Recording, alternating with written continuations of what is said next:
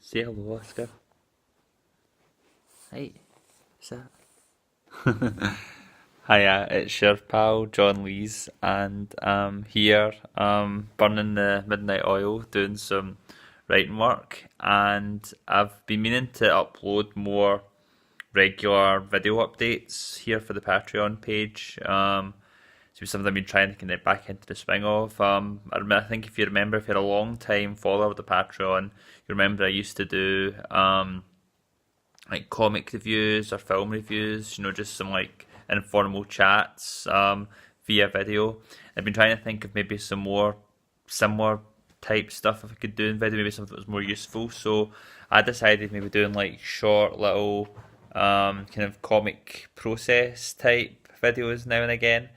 And so for this one, I just thought it maybe be interesting to um, break down the kind of the process of comic scripting at its simplest level. Now, I've talked at depth and in longer pieces about my kind of philosophy in building a story and building a narrative and character and structure and all those kind of things.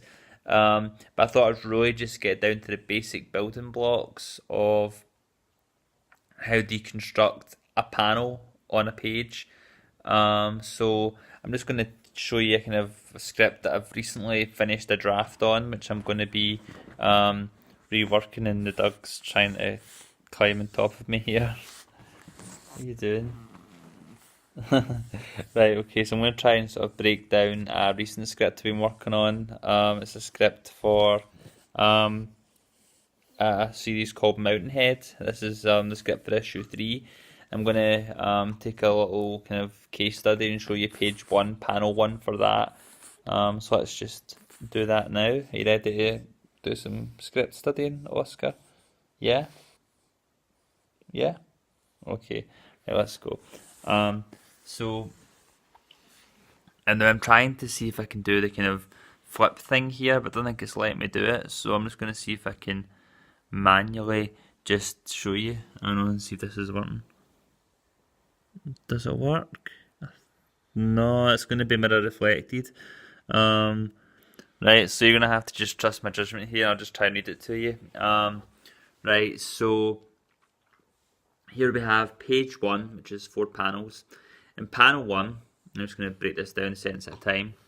Right, we're on a quiet stretch of Oregon Road at night. Now, this does two things right away. The first thing it does is establish the. Oh, a second, see if I've done something on the screen here. Right, okay. Yeah, first thing it does is establishes the where, which is the thing a lot of folk, get quite easily enough. It's like, you want to let people know explicitly where the action is taking place in your panel. But the thing that a lot of folk tend to forget is the when. So I'm not only just saying stretch of Oregon Road, I'm saying it's at night. And this is like a detail a lot of folk can overlook, and it's something that maybe it's a bit repetitive, but I think as well as establishing at the beginning of a scene where the scene's taking place, you need to be establishing when it's taking place, because that's going to affect how the artist draws the scene. So, for example, let's say, like for example here, quiet stretch of Oregon Road. The road's going to be visible right from the start, but my opinion is, whatever you're seeing, whether you're starting with an establishing shot or you're starting with a close up in your main character, whatever your panel is, you always want to start a scene by telling your artist where the scene's taking place, even if it's just in a darkened room, because even if the reader doesn't know, the artist has to know where the action's taking place. It's going to affect how they draw the scene. If it's indoors, it's outdoors, where's the light source, etc. And again, going into time of day, like that's affecting that. Like if you just write, we're on a quiet stretch of Oregon Road, and the artist gives you a scene which is drawn in like the middle of the day, that might ruin how you've envisioned the scene, but it's not the artist's fault because you've not made it clear. So it might seem like a small thing, but always establish day or night. So that's why I always write daytime establishing shot, nighttime establishing shot whenever I'm doing scripts. And here, as I say, I've established at night. Right, moving on. We've got in the foreground we can see Noah, still dressed in his stolen police uniform. This is referring to an event in issue 2 when he stole a policeman's uniform, standing with his back to us, waving out into the road. Now, I should establish here that I go into a little bit more detail in my scripts than some people do.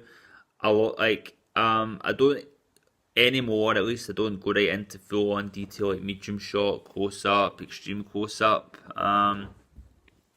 I used to do that back when I first started, but I do still try and kind of create a visual picture of the scene. So, while a lot of writers would just say that Noah's sticking his finger out or his thumb out to hail a car, I actually kind of put in here that he's standing with his back to us because I'm trying to create an image of like how I see the panel being framed for the artist. Now, the artist doesn't have to stick with that exactly, but I'm just trying to paint a picture because in process of painting a picture through my words, I'm telling myself that it can be drawn and I'm visualizing it, and I'm making sure that this is something that's like possible to draw. So yeah, we have here standing in the police car. Oh yeah, okay. So he's standing with his back to us, waving out into the road, and alright, he's standing in front of the police car, which is pulled in at the hard shoulder, the hood raised, smoke billowing from it. The police lights are on, casting Noah in red and blue light. Now this is something that I've tried to kind of weave it in a way that feels somewhat atmospheric, but beyond that, when I'm writing casting Noah in red and blue light, this is something you have to bear in mind when you're doing a nighttime scene, which is you have to establish the light source, because if a scene is taking place at night time, it's going to be dark unless there's a light source there. So maybe if it's in an office, you're writing about a lampshade that's in the office that's giving light, or maybe it's a street light that's illuminating the characters, or they've got a flashlight, or just the light of their phone. Here in this case, it's the light of the police car. So if you're giving the artist a light source, then they know how to illuminate the scene. It's going to affect how it's inked, how it's all laid out. Alright then, another car is driving in the road, approaching Noah and us. But I'm thinking with the distance and the headlights blaring, we likely won't see the driver here. So again, with the headlights, you provide another light source. But I also want to point out here that something I'm doing when I write this panel is I'm plotting the image out at a building block level from left to right. So I'm establishing the where and the when, and then the first image I write is a man with his back to us with his thumb out coming in from the fore of the frame. So that would be presumably from the left of the frame. And then you establish the police car nearby, which is going to a little bit more towards the centre. And then to the right of the frame, you have this car coming in. So that's a detail that I think is a really good habit to get into. Whether it's in your dialogue or in your panel descriptions, always think left to right. Map out your image left to right, because that's getting the artist thinking left to right, even if it's a subconscious level, and that is going to affect how they draw the image, which means that everybody is in the right position, so that when they start talking, they're all in the right order and they're all laid out, so that the speech bubbles aren't kind of crossing over against each other and looking awkward. Okay, so the last sentence here is, okay, so we won't see the driver, but if we do, the driver is a man in the 30s that we'll call Brian. So again, this is me just kind of hedging my bets a little bit, but I don't think that the driver is going to be the focus of this panel. I don't think he's going to show up until later on in the page, but if he does show up, this is what he looks like, so you're establishing it for the artist right away. So as soon as the artist might need to draw this character, they know that what they're working from is a guy in his 30s. So even if they only see the outline of the driver here, they're drawn with that in mind rather than drawing like, an elderly woman or something like this, then get the panel 2 and like, oh no, oh shit, I should have been drawing a guy in his 30s. So that's the first panel I've written down, and that's just maybe a basic example of what a panel might look like, and that's something you have to apply everywhere going forward. So key things to bear in mind when you're writing a panel is establish your where and your when. Place your characters on the panel. Establish where they are in relation to each other. Establish a light source. If it's daytime, it's easy. Your light source is the sun.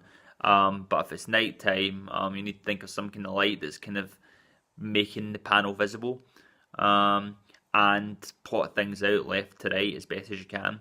And just do that for every panel for 20 odd pages, however long a script is.